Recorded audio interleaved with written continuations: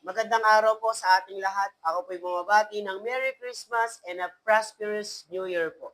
So ang bilis po ng panahon, 7 araw na lang po na ay magta-transition na naman po tayo sa bagong taon. Nawa po, no, ang ating panalangin po na maging maayos at maging mapagpala pong taon ng 2025 po sa ating lahat. Ngayon po, tayo po'y muli mag-aral, magnilay-nilay ng salita ng Diyos mula po sa Kawikaan 4:18 hanggang 19.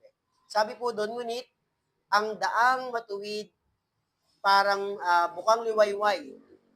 Tumitindi ang liwanag habang ito'y nagtatagal. Ang daan naman masamay, pasikip na kadiliman, ni hindi niya makita kung saan siya nabubuhay. So sabi sa wikang English, sabi niya, sa NIV translation, sabi doon, the path of the righteous is like the morning sun, shining ever brighter till the full light of the day.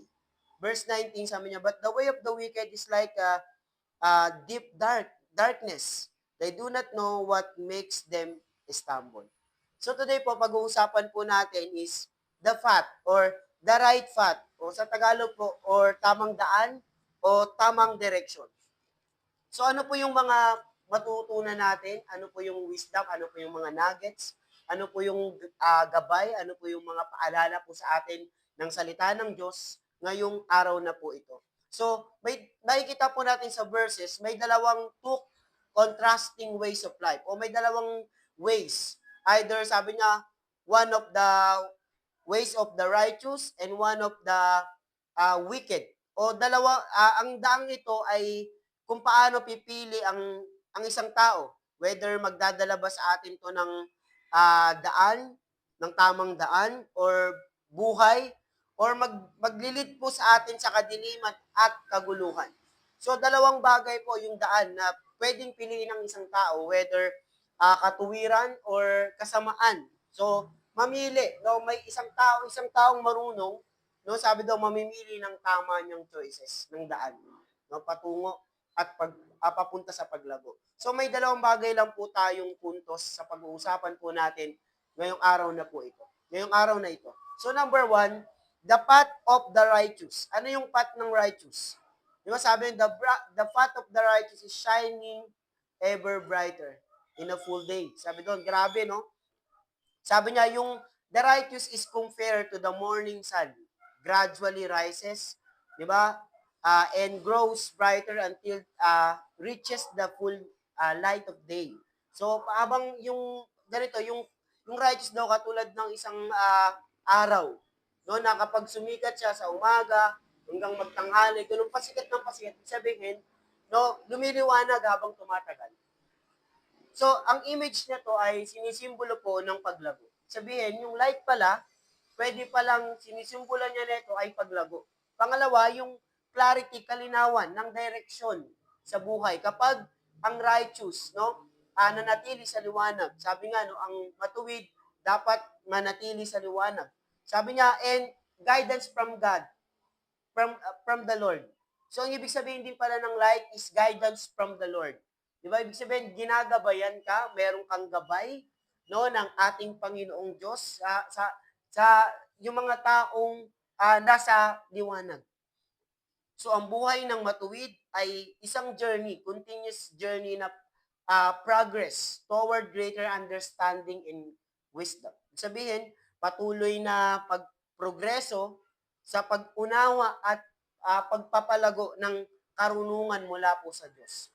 So kahit na po yung mga nasa liwanag o yung mga nasa katuwiran ay nakakaramdam din ng matitinding mga challenges, pero yung path neto patuloy na lumiliwanag habang siya'y lumalakad po sa pagsunod sa salita ng Diyos at sa Panginoon. Yung buhay niya ay talagang nagliliwanag sa kapayapaan, sa kagalakan at purpose niya na magtiwala sa direksyon ng ating Panginoon. Ayun po yung path ng righteous. Yung daan ng matuwid ay papunta sa paglago, sa tamang direksyon, at merong gabay ng ating Panginoong Diyos. So, ayan po yung the path of the righteous. So, pangalawa, yung the path of the wicked. So yung ano naman, pag-usapan naman po natin yung path o yung daan ng masama. So, contrast po siya dun sa sa sinabi natin kanina, yung daan ng matuwid. Pero ito, ang pinag-uusapan po natin dito, yung daan ng masama. Sabi nga, no, do not walk in the counsel of the wicked. Or do not walk, di ba, uh, in the company of the wicked. Sabi po ng Bible. And the wicked are described as walking in deep darkness. Yung kasamaan, dinescribe siya dito, is in a deep, o yung kadiliman, malalim na kadiliman, o sobrang dilim na buhay. Di ba, nawawalan ito ng pag-intindi at understanding sa katotohanan. Ito yung nagkukos sa atin sa pag-stumble natin, pag-fall, no? Knowing what, why, bakit nangyayari ito. No, yung mga ganun, nasa kadiliman tayo, ang dami nating tanong. This darkness po represent the significance of confusion. Sabihin, ito din pala, yung kadiliman ay sinisimbolo din pala nito, nire-represent pala din nito ang confusion o kaguluhan that comes from rejecting God's guidance. Sabihin, galing ito sa pagpatuloy na pagre-reject, no, pagre-resist sa gabay ng ating Panginoon. Ganun po pala, no, kapag nasa kadiliman ka, no, nagbibigay ito ng kaguluhan o confusion o patuloy na pag-reject sa katotohanan at gabay ng ating Panginoon. So, yung wicked are lost, unaware of danger of surrounding them. So, hindi siya aware, no, na sinusurround siya ng mga kapahamakan. So, ang buhay niya ay the state of moral or spiritual blindness, unable to discern what is wrong and right. So, unable to discern what is wrong and right.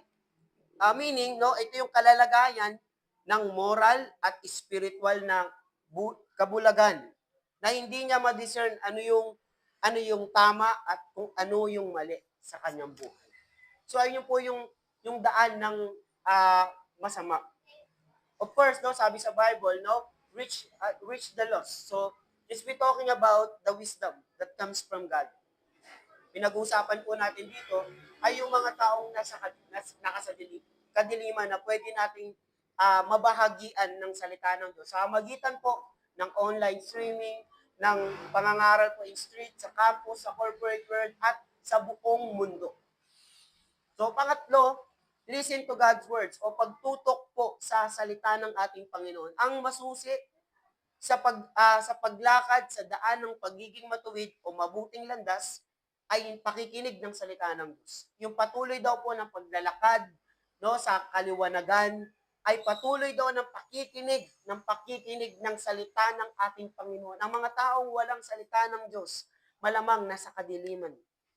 So binibigyan din dito sa talatang ito na binabasa po natin ang kalagahan ng pakikinig at pagtanggap sa mga aral mula sa ating Panginoon o mula sa salita po ng Diyos, katulad po ng paalala po natin dito po sa ating daily word in prayer. So ito ang pinakamahalagang hakbang upang magtagumpay. Ang pagtutok natin sa salita ng Diyos ay nagiging gabay upang maiwasan ang mga bagay na patibong ng kasamaan o diablo at lumakad tayo sa landas ng katuwiran. So, di natin alam kung ano mangyayari next year, pero alam lang natin, ang tao daw matuwid at nakikinig ng salita ng Panginoon ay patuloy siyang gagabayan ng ating Panginoong Diyos. So, makinig ng salita ng Panginoon. So,